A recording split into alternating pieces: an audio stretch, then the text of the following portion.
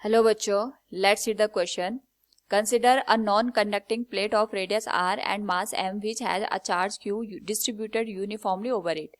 The plate is rotated about its axis with an angular speed omega. Show that magnetic moment mu and the angular momentum L of the plate are related as mu equals q divided by 2m into L. Now to answer this question, first we will discuss here the key concept, and here the key concept will be given as magnetic dipole moment.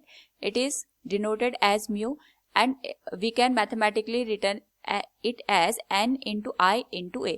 यानी अगर हमारे पास suppose कोई circular loop है, इसमें I current flow कर रही है और इसी तरीके से हमने यहाँ पे n number of turns consider कर लिए, उसके करस्पॉन्डिंग जो मैग्नेटिक मोमेंट होता है it is given as n into I into A. इसका मतलब ये होता है कि हमारे पास जो करंट है इसकी वजह से एक मैग्नेटिक फील्ड यहाँ पे एग्जिस्ट करेगा, और मैग्नेटिक फील्ड में वी नो दैट हमारे पास दो पोल होते हैं, नॉर्थ एंड साउथ, जिस वजह से यहाँ पे एक डायपोल का फॉर्मेशन होगा, एंड इस डायपोल का करस्पॉन्डिंग जो मोमेंट होता है उसको हम मैग्नेटिक मोमेंट से इंडिकेट करते हैं. Mathematically it is the product of the current flowing through that loop and area of that given coil, और जो भी हमारे पास वहां पे सरफेस गिवन होता है उसका हम एरिया से करंट को मल्टीप्लाई कर देते हैं. तो क्वेश्चन के अकॉर्डिंग हमारे पास एक नॉन कंडक्टिंग प्लेट दे रखी है जिसकी रेडियस r है और इसका मास हमारे पास m के बराबर दे रखा है.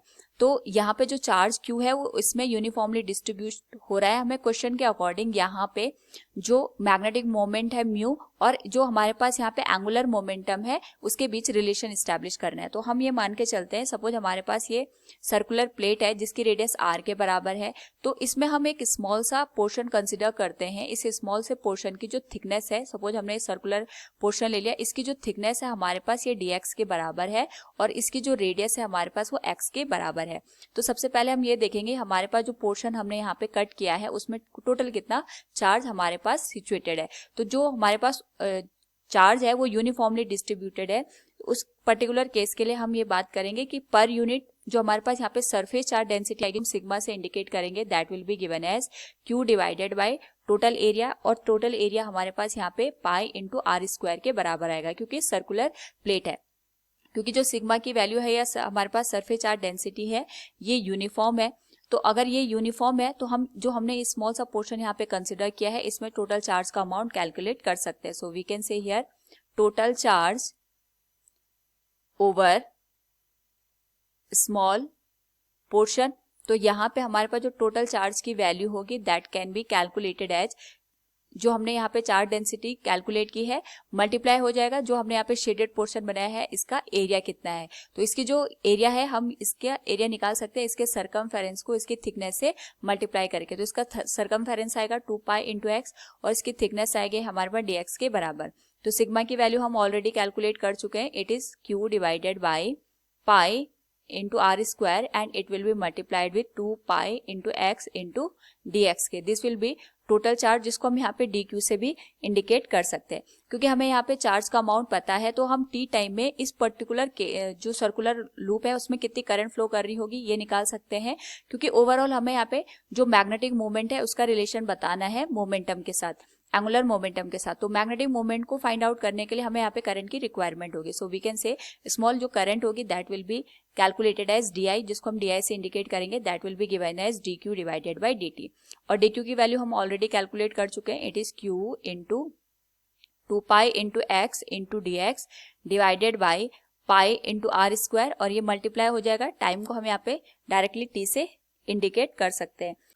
नाउ क्योंकि हमें यहाँ पे जो डाइपोल मोमेंट है म्यू और जो हमारे पास एंगुलर मोमेंटम है उसके बीच रिलेशन स्टैब्लिश करना है, एंड एंगुलर मोमेंटम के लिए वी नो दैट कि यहाँ पे जो हमारे पास चार्ज होगा वो एक तरीके से सर्कुलर पाथ में मूव कर रहा होगा, तो जो टाइम है हम इसको एंगुलर वेलोसिटी के टर्म में रिप्रेजेंट कर सकते हैं. वी नो दैट यहाँ पे हमारे पास जो एक पूरा सर्कल बनेगा उस पर्टिकुलर केस के हिसाब से जो टाइम पीरियड आएगा, यानी अगर हम सर्कुलर पाथ को अज्यूम कर रहे हैं तो जो चार्ज होगा वो एक पॉइंट से अगेन इस पॉइंट तक आने में जो टोटल टाइम लेगा उसको हम टाइम पीरियड से इंडिकेट करेंगे, एंड इसकी जो एंगुलर वेलोसिटी होगी that will be given as omega. तो उस अकॉर्डिंग हम यहाँ पे ओमेगा की जो वैल्यू होगी उसको 2 pi divided by time period T से इंडिकेट करेंगे. तो एक कंप्लीट पाथ के लिए अगर मैं इस टाइम को यहाँ पे रिप्लेस कर दूं कैपिटल टी से, तो कैपिटल टी को हम रिप्लेस कर सकते हैं. For that particular case it will become D I equals 2 pi into Q into x into dx.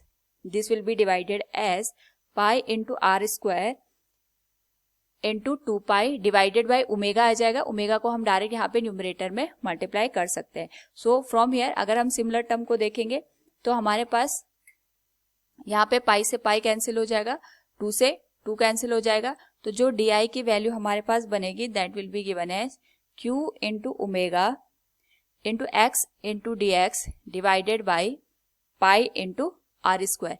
यहाँ से हम जो डाइपोल मूवमेंट है उसको कैलकुलेट कर सकते हैं. Dipole movement will be given as D mu, क्योंकि स्मॉल पोर्शन हमने यहाँ पे कंसिडर किया है तो जो हमारे पास डाइपोल मूवमेंट आएगा वो भी स्मॉल आएगा. That will be given as D mu equals D I into जो एरिया है ए उसे हम मल्टीप्लाई कर देंगे. तो यहाँ पे हमारे पास जो डी आई की वैल्यू आएगी that will be Q into omega into X into D X divided by pi into R square. और जो एरिया आएगा फॉर दैट पर्टिकुलर केस, क्योंकि हमने यहाँ पे जो स्मॉल पोर्शन है उसको कंसिडर किया था, ये हमारे पास पूरी आर रेडियस का सर्कुलर लूप था, इसमें हमने स्मॉल पोर्शन को कंसिडर किया था जिसकी रेडियस एक्स के बराबर है. तो हम इसी का एरिया लेंगे यहाँ पे. That will be given as pi into X square. Now यहाँ पे अगर हम कंप्लीट रिंग के लिए डाइपोल मोमेंट कैलकुलेट करेंगे so it will be given as integration of D mu. और यहाँ पे हमारे पास जो वैल्यू होगी या जो हमारे पास रेडियस वैरी करेगी that will be from 0 to R. तो वैल्यू आ जाएगी Q into omega into X raise to power 3. Pi से हम पाई कैंसिल कर देंगे यहाँ पे. It will be multiplied with D X divided by R square. Now यहाँ पे अगर हम ओवरऑल वैल्यू को इंटीग्रेट कर दें तो जो हमारे पास कांस्टेंट टर्म है उनको हम बाहर लिख लेंगे. So it will become mu equals Q into omega divided by R square. X raise to power 3 का जो यहाँ पे इंटीग्रेशन आएगा it will become X raise to power 4 divided by 4. Value will vary from 0 to R. तो mu की जो value होगी it will be Q into omega R raise to power 4 divided by 4 into R square. Similar term cancel हो जाएंगे. Q into omega R raise to power 2 divided by 4 के. Now यहाँ पे हमारे पास जो एंगुलर मोमेंटम है we can say it is denoted as L.